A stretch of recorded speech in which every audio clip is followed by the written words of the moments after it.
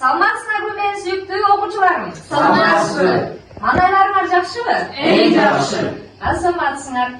Эмесе бүгүнкү биздин тарбиялык сабагыбыздын темасы эмне жөнүндө өтүлөрү силерге кызыкпы? Албетте. Анда бул кагазда биздин бүгүнкү сабактын темасы катылган. Бардыгыңар колуңарды, алаканыңарды ачып турасыңар. Бул кагазды араңардан кимдир бирөөнүн колуна саламын. Алтын шакек ыргып чык деп мен айткан кезде салынган окуучу алдына секирип чыгыш керек. Түшүнүктүү болдубу? Мен колумду кармап калбагыла.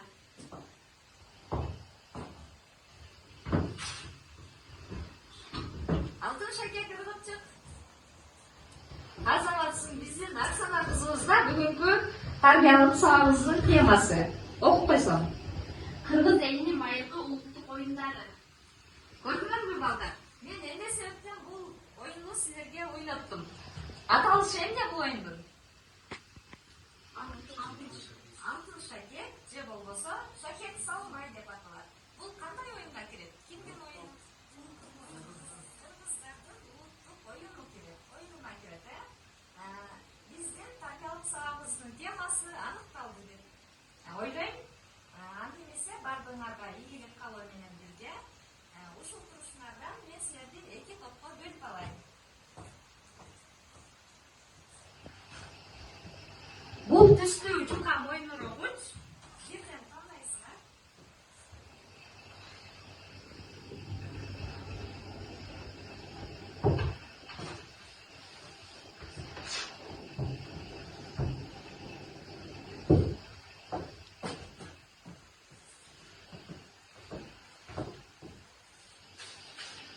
Сары түстүү мойнорогучту тандаган бул ордо тобу. Силер бул жака жайгашасыңар.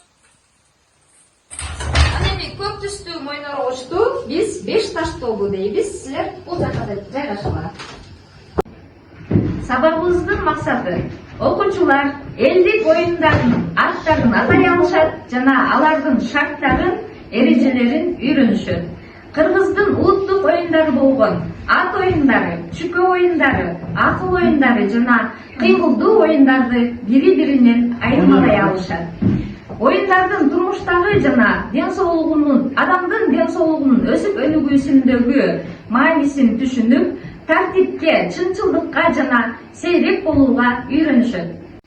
Ар бир эл өзүнүн салты, үрп-адаты менен гана эмес, өздөрүнө тиешелүү болгон улуттук оюндары менен дагы айырмаланган.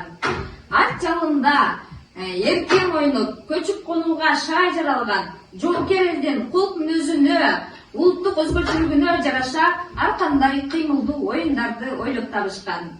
Ал оюндарда элдин ой тилеги, үмүтү, эрдиги, эркиндикке умтулуусу жана адилеттик, акыйкаттык үчүн болгон күрөшү камтылган. Эмесе, мен силерге улуттук оюндардан кысача аталыштарын, сактарын видеороликтен көргүзөм. Экранга назар аударсаңар. Эмесе балдар, кыргыз элинин майыркы улуттук оюндары тууралуу силерге кыскача маалымат берип өтөйүн. Көпкөрү, бул кыргыз эли илгертен бери чоң тояштарда, чоң майрамдарда өткөрүлүүчү оюну. Бул оюн татаал болгондуктан мында күчтүү, шамдагай жигиттер ойношот. Көкбөрү же улак тартыш деп аталат аталышы. Ат чабыш оюну. Мунун шарты атайы күлүктөргө чаба эместер минип, белгиленген жерден же болбосо ат айманпасы, ипподром деп аталат, ошол жерден тизилешип туруп атты чабат. Кайсы күлүк алдыга озуп чыкса, ошол чабандес жеңүүчү деп аталат. Күлүктөрдү атайын саяткерлер багып үйрөтүшөт. Кыз кулмай оюну. Бул оюн бардыгыбызга эле белгилүү, Бул улуттук ат оюндардын түрүнө кирет. Кыз кулмайдын шарты болсо, кызды жигиттен мурдараак атка мингизип чаптырып бир нече убакыттан кийин жигит артынан кууп жөнөйт. Максаты кызга жигит жетиш керек. Ал эми орду оюну бул чүкө оюндардын түрүнө кирет. Балдар, улуттук оюндардын айрымдары менен таанышып өттүңөр, билет билиңер мурда дагы. Силер буларды жөн эле көңүл ачуучу оюн же кызыктыруучу оюн деп ойлоп жүргөн болсоңор керек, Көрдүңөр, мунун шарттары жана мааниси өтө терең. Бизге пайдалуу жактары дагы көп экен. Эми балдар, кимиңер кайсыл оюндун аталыштарын билесиңер? Ата өткүлөчү бирден кол көтөрүп, ордуңардан туруп, мен тактайга жазып.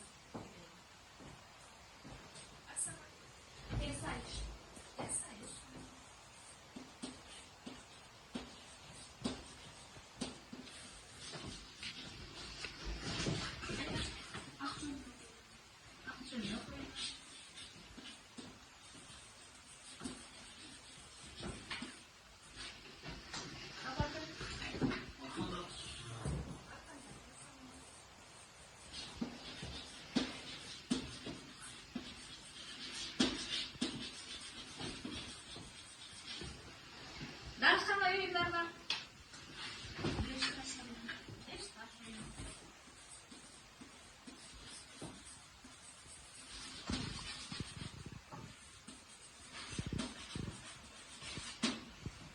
Дагы башка бир нече оюндун түрлөрү бар, Эмесе мындай кылабыз балдар.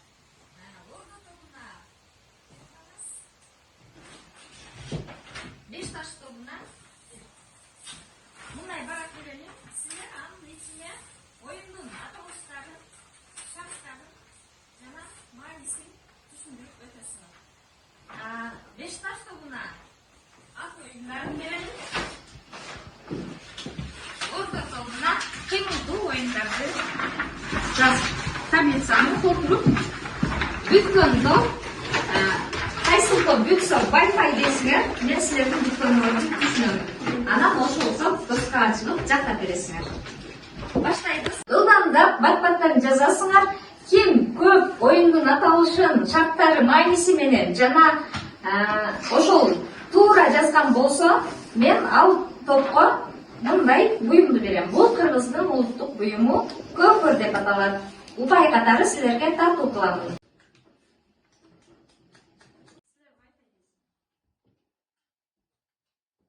Wi-Fi. 5 таш тобу биринчи бүттү. Биринчи бүткөндүгүңөр үчүн бир көпүр тобуңарга, эмесе чыгып жакта берсеңер. Ат оюндары, аталышы, ат жабыш шарттары 8 жаштан 14 жашка чейинки уландар 3 жаштан жогорку бардык тукумдагы атты миналат. Ат 1200 метрден 50 км/чке чейинки аралыкка чабат. Ал эми маанисиз шамдагайлык күчтүүлүк. Сайыш уруулар элдер урушканда эки тарап башчылары ортого чыгып, кылыч менен чабышып, кимиси жеңишсе ошол тарап багынып берген. Мааниси эр жүрөктүүлүк, күч сыноо. Кыз куулмай, белгилүү чептен кыз жигит кубалаша, ат салышат. Кыз мурдараак ат чабып жөнөйт, анын артынан жигит кубалап жөнөйт. Ал эми мааниси кыз жигиттин мамилесин бекемдөө. Көкбөрү жерге ташталган улакты эңип алып, атаандаштарына тарттырбайт. Мааниси күч сыноо, элдик. Бизге кыймылдуу оюндар түшкөн, аталышы ак чөлмөк. Ак чөлмөктүн шарты бул айлуу түндө ойношот. Мааниси ой жүгүртүү, физикалык активдүүлүк. Жашынмакта бул 15-10 адамдай ойношот. Анын бирөөсү 40-50гө чейин санашып, калгандары жашынышат. Мунун да мааниси ой жүгүртүү, физикалык активдүүлүк болот. Шакек салмайда бул 10 адамдай ойношот. Бир адам алардын колуна шакекти салат, салган адам ордунан турат, аны тургузбай кармап калуу керек. Кармай албай калган адам уткан болот. Мааниси чеберчилик, сыр сактоону бекемдөө. Көрдүңөрбү балдар? Кыргыздын улуттук оюндардын шарттары кандай экен жана мааниси кандай экен? Мааниси дагы терең экен, Силер таанышып чыктыңар. Эмесе эки топтон оюнчулар чыгат дагы бизге 5 таш оюну. 5 таш оюну көргөзүп бересиңер. Ал эми ордо тобу чүкө оюну көргөзүп бересиңер. Оюндун биринчи бөлүгү ташты бири-бирден терип алуу.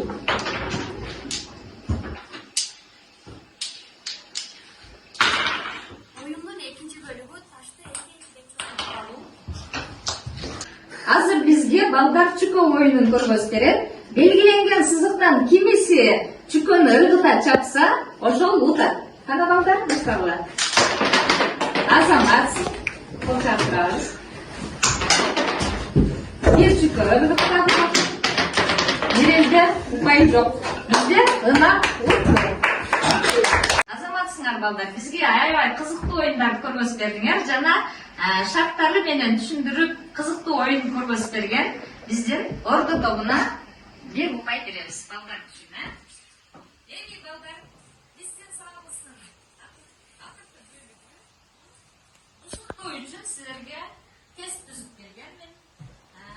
Бул тестти мен Фикр сайтынан түзгөндүм. Мурда дагы сабактардан колдонуп жүрөбүз. Мен азыр силерге өз-өзүңөргө таандык QR-коддорду тартып беремин. Фамилиялар боюнча. Абдивалиева,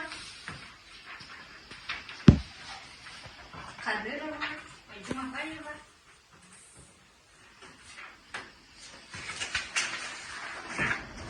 Кадырова, Озуева, Маматов,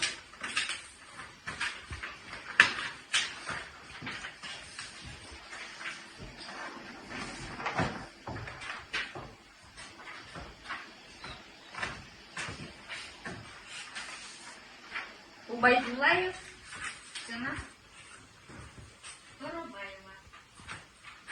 Бардыгы категория?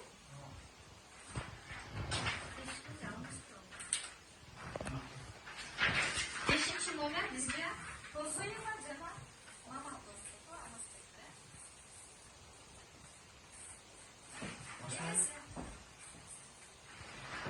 Бардыгы экранга көңүл буруңар.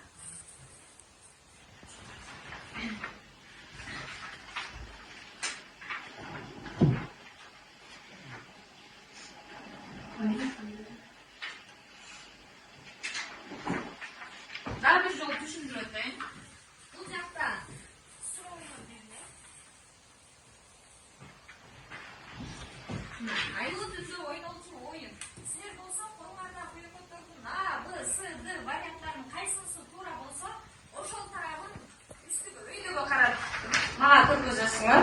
А мен болсо телефонумон силердин QR-кодуңарды сканерлеп, туура жообун бул жактан байкаймын, аныктап алам.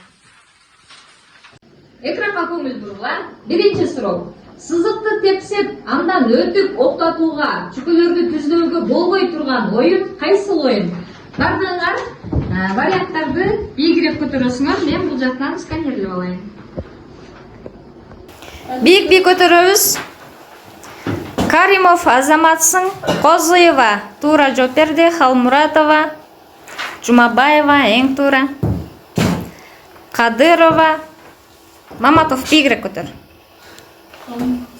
Колуңду тийгизбе. Маматов туура жооп. Абдивалиева, Убайдуллаев. Азаматсыңар балдар, бардыгыңар туура жооп бердиңер. Акыркы бышыктоо үчүн тесттик суроого бардыгыңар туура жооп бердиңер. Анын үчүн мен ар бириңерге бирден мындай көкөрлөрдү тартып чыгайын. Бардыгыңарга тема түшүнүктүү болуптур, Силерге жактыбы?